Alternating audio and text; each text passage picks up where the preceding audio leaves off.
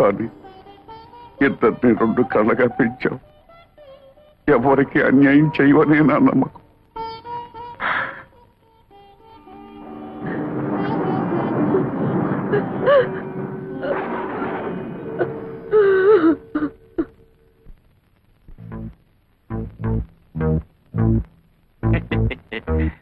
ఆహా, మాట మీద నిలబడే మనుషులంటే నాకు చాలా గౌరవం అండి. ఏదంటే డబ్బు సంచి ఏదండి? గురుగారు, నేను కూడా మాట మీద నిలబడే మడిచినానండి. ఇన్నేళ్ళ నుంచి ఈ గుండెలో దాచుకున్న ఆ ఎత్తరే ఫోటోను చూశారండి, దాన్ని కత్తిరి పెట్టి కట్ చేస్తానండి. ఏదంటే డబ్బు సంచి ఏది? చెప్పుకోరా, నీ ఇష్టం వచ్చిన వాళ్ళతో చెప్పుకోరా, ఊరంతా తమకేసి చెప్పుకోరా. ఈ విషయం ఎవరికైతే తెలియకూడదో వాళ్ళకి తెలిసిపోయిందిరా. ఇంకా నువ్వేంటో నన్ను చేసేది? నీ ఇష్టం వచ్చిన వాళ్ళతో చెప్పుకోరా. మరి నా 5 లక్షలా? 5 లక్షలు కాదు కదా, మళ్ళీ ఈ ఊళ్ళో అడుగు పెడితే ఉప్పు పాత్ర ఇస్తాను రా.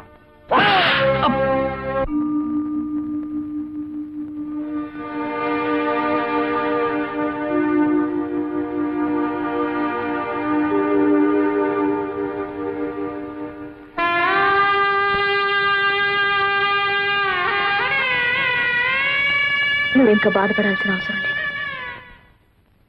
నేను ఒక నిర్ణయం తీసుకున్నాను.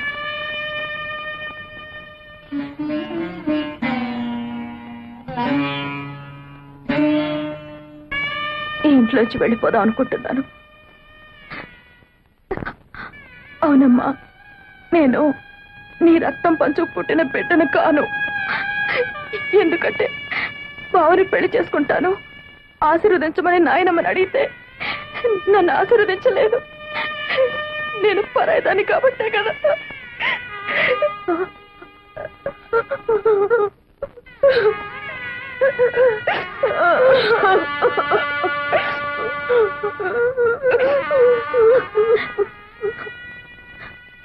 ఇన్నాళ్ళు నన్ను కన్న తల్లిలాగా పెంచినందుకు నీ రుణం ఎలా తీర్చుకోవాలో నాకు తెలియడం లేదప్పా.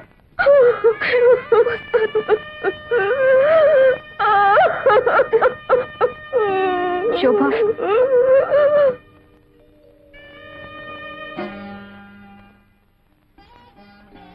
ఏమిటా నిర్ణయం? నాయనమ్మ నిన్ను ఆశీర్వదించకపోవడానికి కారణం బావ గురించి నీకన్నా ముందు నేను చెప్పాను. అందుకే అమ్మకు జరిగిన అన్యాయమే మనకు కూడా జరగకూడదన్న అయోమయంలో నిన్ను ఆశీర్వదించలేదేమో. అంత మాత్రం చేత నువ్వు కూతురు కాదనుకుంటే నేను కాకపోయిండొచ్చుగా.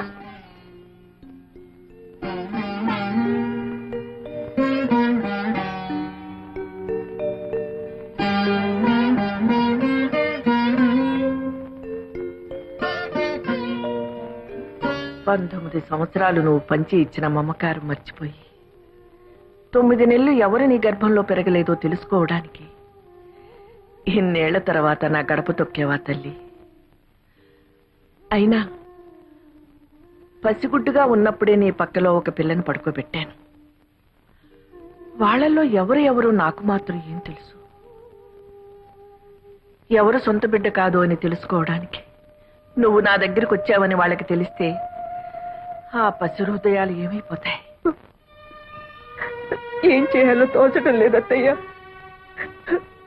మిమ్మల్ని కష్టపెట్టిన పాపం నన్నిలా ఏడిపిస్తుందేమో.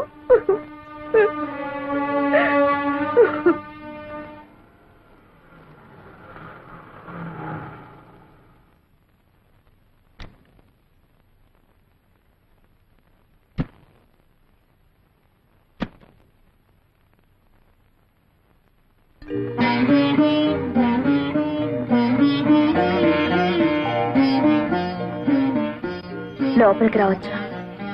రాకూడదు. వస్తానంటే వద్దనడం సంస్కారం కాదు. ఇది సంస్కారాలు ఇల్లు కాదులేమ్మా.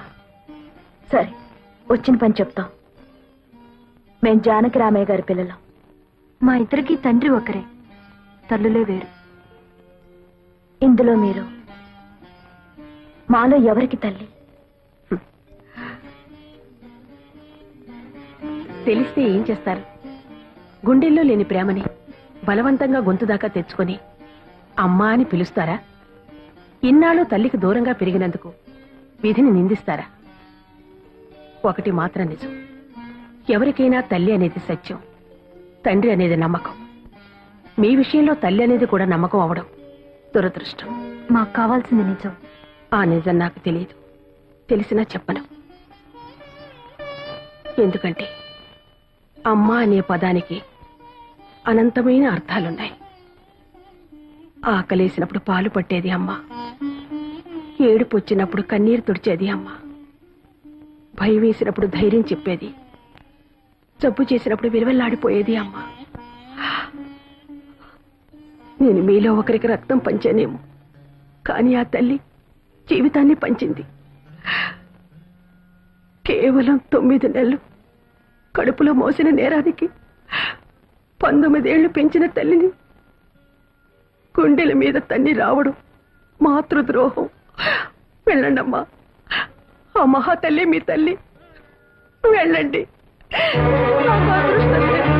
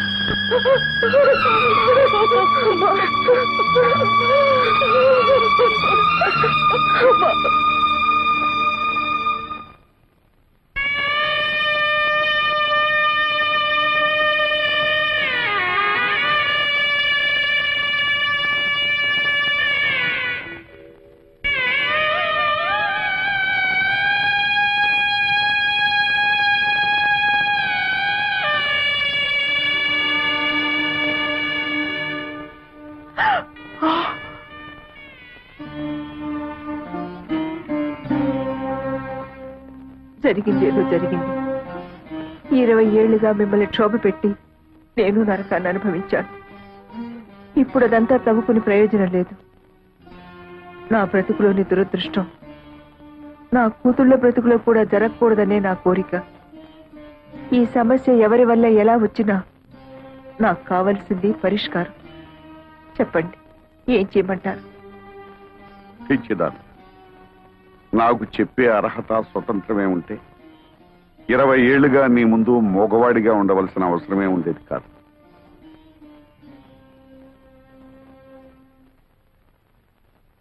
అత్తయ్య, మీరైనా చెప్పండి, నన్నేం చేయమంటారు? బ్రతుకు చివరిలో ఉన్నదాన్ని నాకేం తెలుస్తుందమ్మా. బ్రతుకు మొదట్లో అడుగు పెట్టబోతున్న వాళ్ళనే అడుగు. భగవంతుడా, నాకు పిచ్చెక్కిపోతుంది. నేనేటో తెలుసుకోలేకపోతున్నాను. అమ్మ శోభ, మీరేం పసిపిల్లలు కారు. ఈ సమస్య కొని తెచ్చుకుంది మీరు. దీనికి పరిష్కారం కూడా మీరే తెలుసుకోండి. నా వల్ల కాదు.